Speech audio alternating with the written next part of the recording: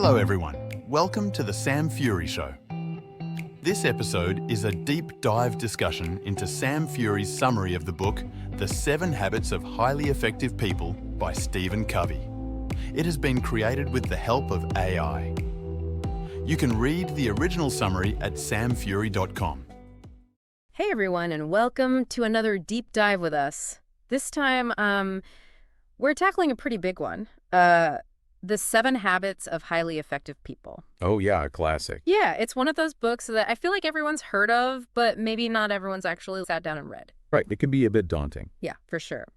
So we're working from a summary document here, which I think is going to help us distill those key takeaways. So think of this as your crash course in the 7 habits. And the goal is to actually help you apply these principles. We want to make sure you're walking away with actionable insights, not just a theoretical understanding. So one of the things that Covey talks about a lot is this idea of an inside-out approach. What does that even mean? Well, it's kind of like a fundamental shift in perspective. He's basically saying that lasting personal and professional growth starts from within. You got to focus on changing your character and mindset first.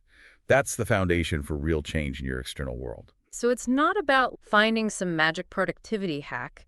It's more about building a solid foundation based on timeless principles. Exactly. Those are the real drivers of success. Gotcha. Things like integrity, fairness, respect. Precisely. Okay, that makes sense. But how does that translate into concrete habits? Let's dive into the first 3 habits, which Covey calls the private victory.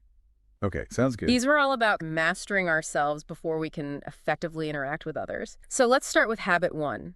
Be proactive. This is all about choice, right? Yeah, it's about recognizing that you have the power to choose your response in any given situation. It's not about ignoring challenges, it's more about focusing on what you can control. So instead of being reactive to everything that's happening around you, you're taking ownership of your own thoughts, attitudes, and actions. That's the idea. This actually reminds me of that whole concept of the circle of influence versus the circle of concern. Oh yeah, that's a great way to visualize it. So the circle of concern is all the things that you might worry about. Like traffic or the weather things you can't really control. Exactly. But then there's the circle of influence, which is smaller.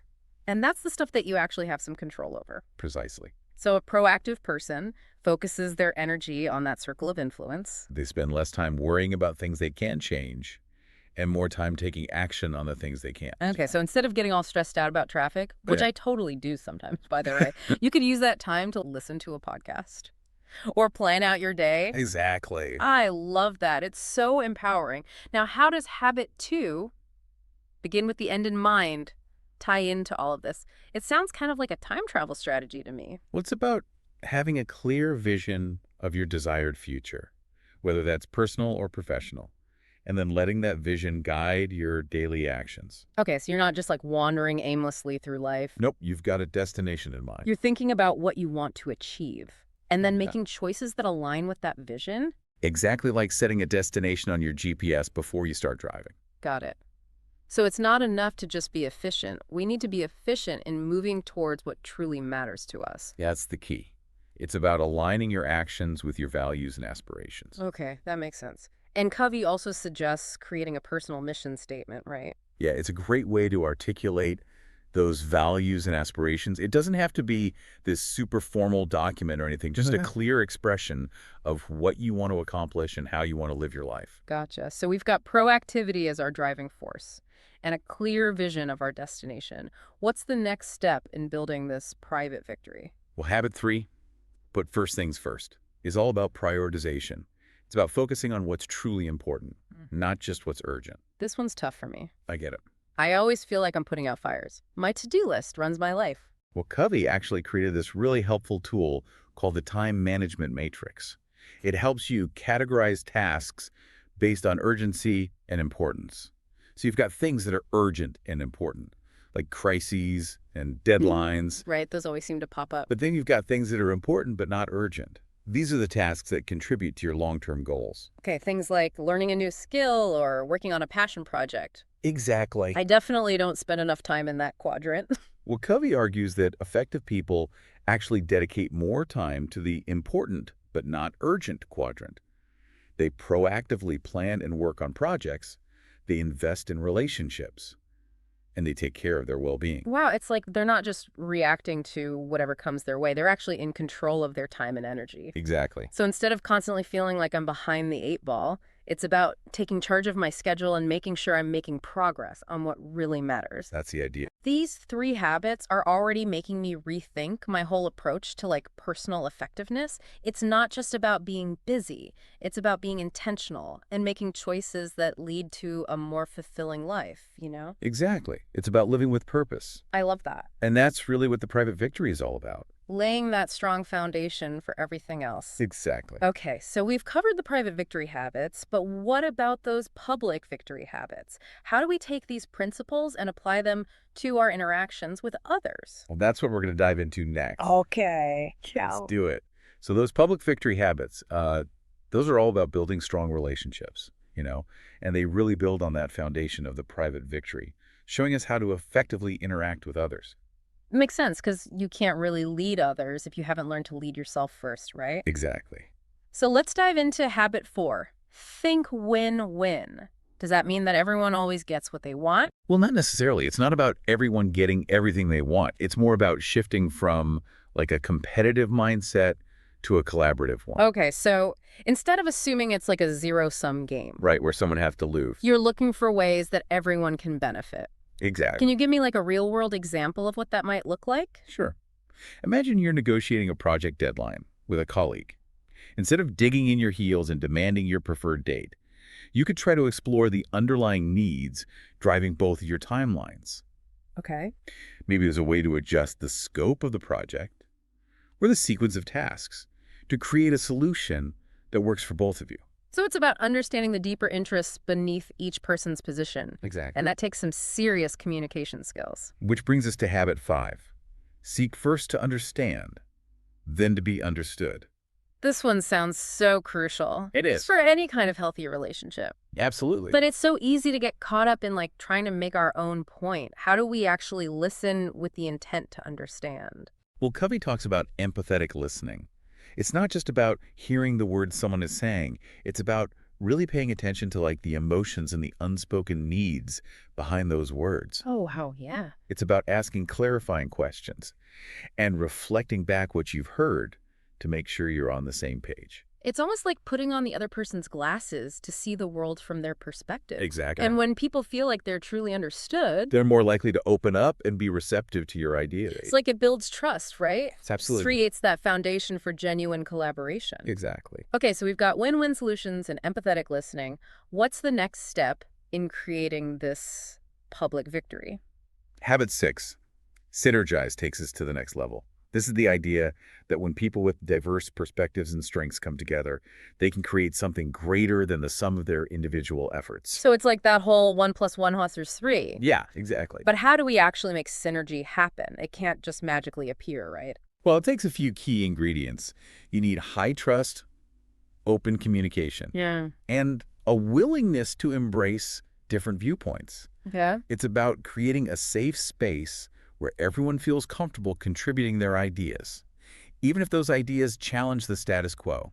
I can see how this ties back to the think win-win mindset. Oh, definitely. If you're going into a collaboration assuming that someone has to lose, You're probably not going to unlock the true potential of synergy. makes sense. Think about a time when you've been part of a truly synergistic team. Oh, yeah. It's like everyone was feeding off each other's energy and ideas. It was exhilarating It is. and incredibly productive. And fun. Yeah. But all this talk about personal growth and effective collaboration, it's starting to make me feel a little overwhelmed. Like I need to take a break and recharge before I can even think about putting these habits into practice. You've just highlighted the importance of the final habit. Oh, really? Habit 7, sharpen the saw. What's that all about? It's all about self-renewal. Yeah. It's recognizing that to be our best selves in our relationships and our work, we need to take care of our own well-being. Okay. Tell me more. This sounds like the self-care pep talk I need right now. Covey breaks it down into 4 dimensions: physical, spiritual, mental, and social emotional. Oh? Think of it like taking care of a car. You need regular maintenance to keep it running smoothly.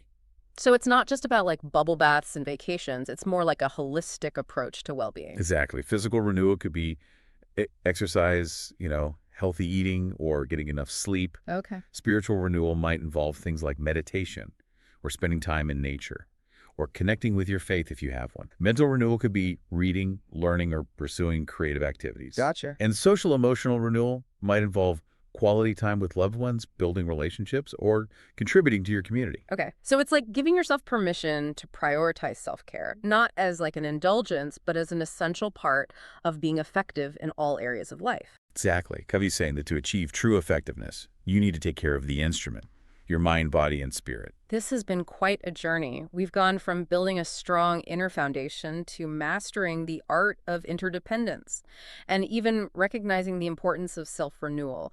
It's inspiring, but also a little daunting. Where do I even begin to put all of this into practice? Well, remember, it's a journey, not a race. You don't have to master all 7 habits overnight. Right. Just pick one that resonates with you and start incorporating it into your daily life. Okay, so small, consistent steps, rather than trying to overhaul everything at once. Exactly. Think back to habit 2. Begin with the end in mind.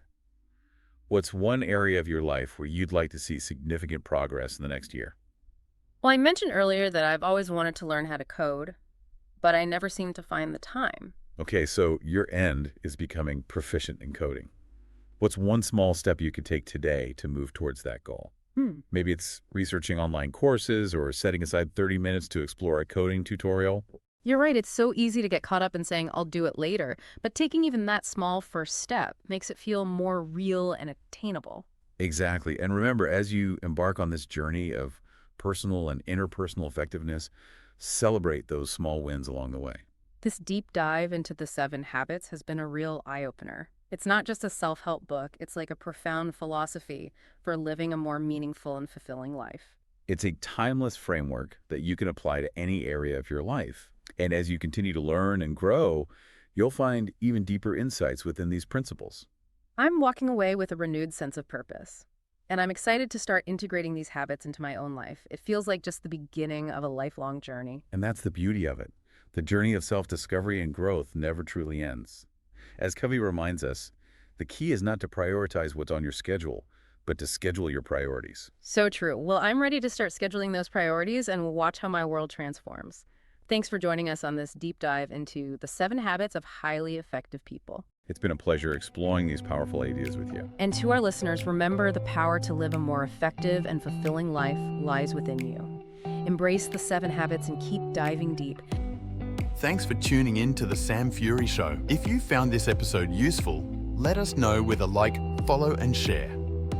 Also, if you haven't already, be sure to visit samfury.com to get free access to all our original summaries, which you can download as PDFs, as well as other exclusive content. It's all completely free at samfury.com.